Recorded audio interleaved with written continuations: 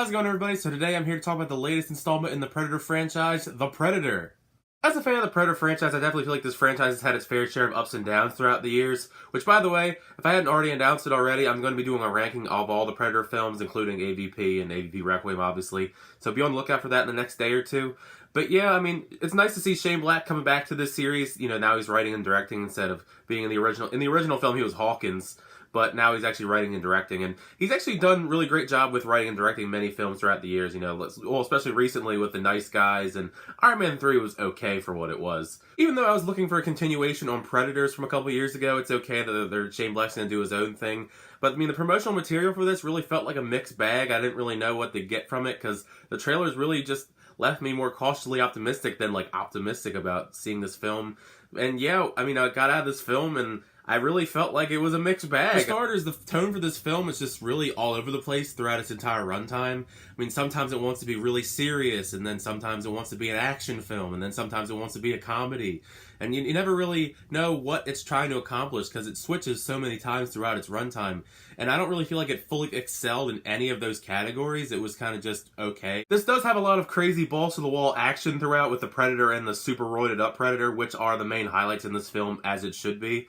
And I really like the design for the Super Predator. You know, he's basically just like a roided-up tank that's pretty much unstoppable for most of the film. So, I mean, it's cool that they keep developing these different Predators to keep it fresh. Although I still feel like I'm always going to like the original design of the Predator because it's nice that they keep throwing them in there, but they also add in some new ones. I'm going to touch more on the humor later on in the review, but I have to just say it right now. This Predator in this film, the OG Predator, I think he might be the funniest Predator, like I said, with the whole humor aspect.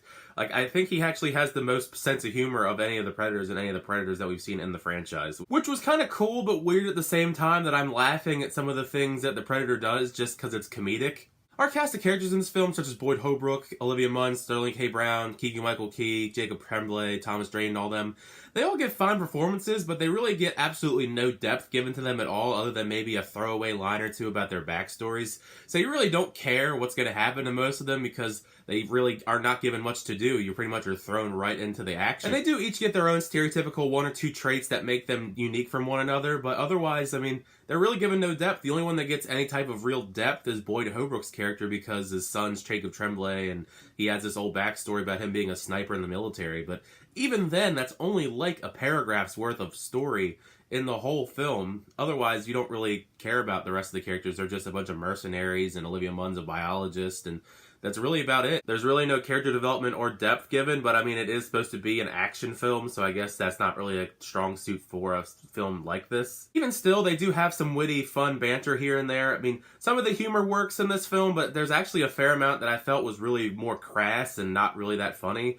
Because with this film, I mean, I'm all for, like, sexual humor and cussing if it's done in the right context, but in this, it's really just like they're throwing F-bombs and, you know, saying different words and talking about sexual stuff just to talk about it, and there's no context for it. It's just really crass and immature and just poorly done stuff, and I really didn't like that very much. Like, for example, one of the characters in this film has Tourette's syndrome, and their version of Tourette's syndrome is he just says a lot of really dirty things and curse words throughout the film, and I guess it's supposed to be played for laughs, but it just really was more cringy than like, I wasn't laughing at them for the most part. They were just cringy.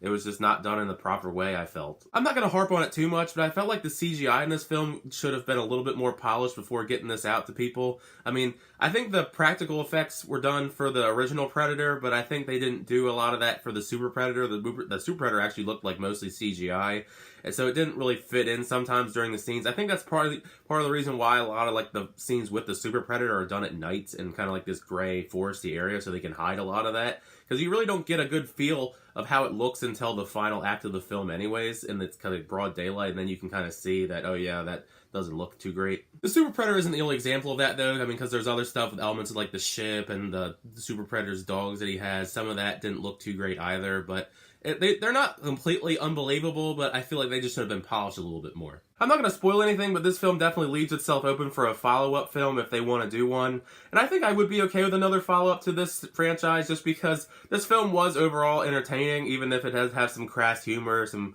all that. I still had a fun time watching this. I mean, it's the Predator. I mean, the Predator does the Predator-like things, and it's a decent enough action film, and there is some humor that I think is nice that they actually injected some humor, even though I feel like they could have worked on how it was used. But overall, I think I'd recommend this to anyone, even if you don't like the Predator as a character. I think you would still find some enjoyment with this film. But those are just my quick thoughts on the Predator. Leave in the comment section down below if you've seen the film, what did you think of it, or if you plan on seeing it. Also, let me know what your favorite film in the Predator franchise is. But thank you so much for checking out my review for The Predator. Also, feel free to leave a like, hit that subscribe button to keep up to date with all my movie reviews, trailer reactions, unboxings, and more. But until next time, I'll see you guys later.